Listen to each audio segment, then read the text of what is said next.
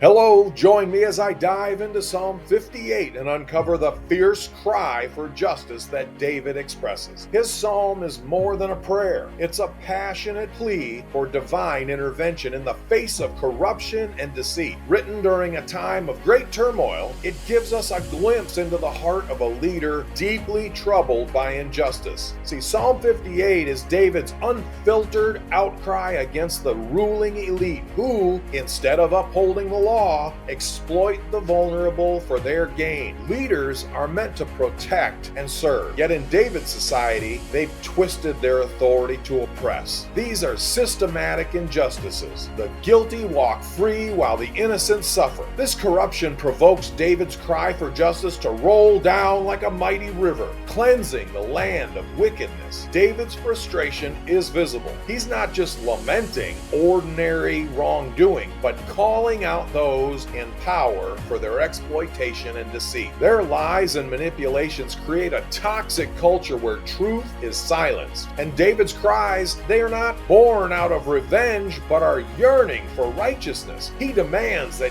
God hold these leaders accountable. Listen to David's vivid imagery. The wicked are compared to venomous serpents. Their words are deadly as poison. He pleads for God to break their teeth, rendering their threats powerless. He likens them to water that vanishes and snails that melt away, emphasizing the ultimate futility of evil. These metaphors remind us that injustice, no matter how entrenched, is temporary and compared to God's eternal justice. Now, David's emotions in Psalm 58 are raw and unfiltered. His anger, frustration, and pain reflect the deep wounds caused by corruption. But even amid his turmoil, David's faith remains steadfast. He's confident that God is just and will ultimately bring righteousness to the earth. This hope anchors him as he grapples with darkness all around him. The cry for justice, David's prayer, resonates across generations, reminding us that the struggle against evil, it's timeless. He's asking for a world where the wicked are held accountable and the innocent find refuge, a vision that continues to inspire those in our world today. See, David's prayer is personal. It's rooted in the pain and injustices that he sees and experiences. His words invite us to reflect on our own encounters with injustice. How often have we felt anger or despair when faced with the brokenness of the world? Psalm 58 gives us permission to bring those emotions to God, trusting Him with our deepest cries for justice. When David calls on God to act, he does so with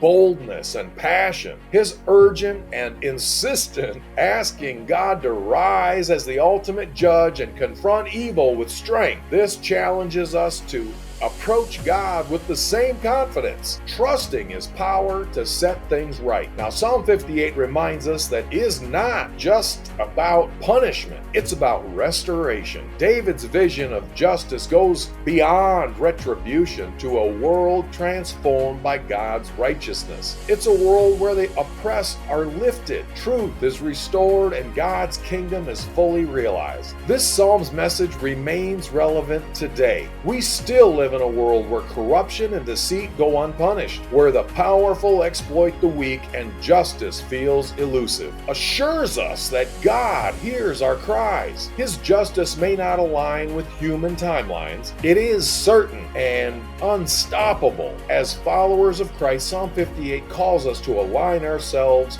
with God's righteousness. It challenges us to confront injustice wherever we see it and to work for a world that reflects God's character.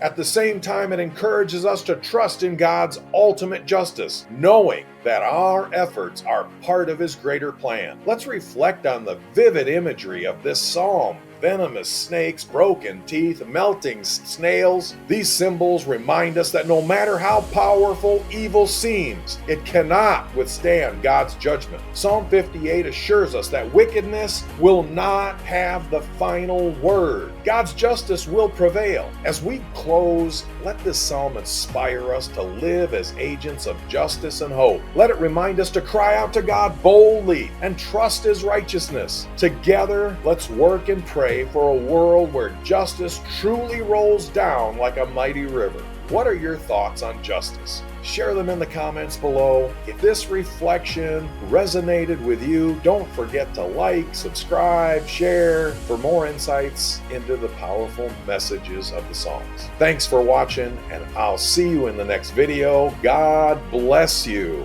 and keep praising His holy name.